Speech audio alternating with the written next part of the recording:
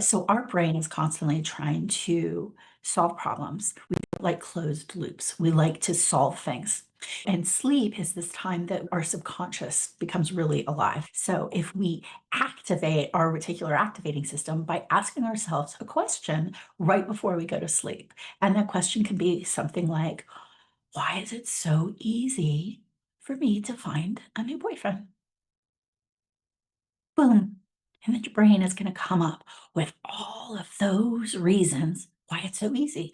Oh, well, you look like this and you're in a great place and you have this to offer and that to offer. Do you remember back in the day when, back in the day, I know I'm going way back in the day, but you maybe saw Dickens movies where the horses all had to be called, were called blinders, and they had these blinders on. And the reason they had blinders on is they didn't want the horses to get distracted by people selling or yelling or throwing or dumping stuff from windows. They wanted the horses to be focused on where they were going. And so if the person riding carriage or whatever wanted the horse to turn right, he would turn the horse, so the horse had to move one way or the other so that horse could then know what was going on. So your reticular activating system, your brain is kind of like that. It's going to focus on what you point it to.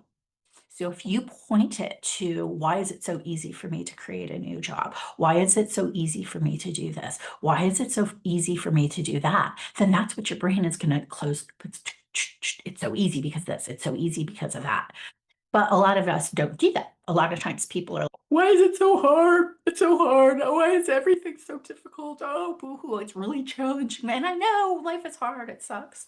But if you're thinking about that, then what you're doing is you're putting your brain's blinders, you're putting that focusing system on why it's so hard. And as soon as you do, why is it so hard? Your brain doesn't care. Your reticular activating, it's just there to answer the questions, right? Why is it so hard for me to create a boyfriend? Well, it's so hard because you're overweight, and it's so hard because of this, and it's so hard. So it's going to start honestly spitting out all the answers to that question, right? So you want to focus your brain in the direction you want it to go when you're doing manifesting. And doing that right before you go to sleep is going to allow your subconscious to start getting involved, and it's going to allow you to start juicing up your space so that you can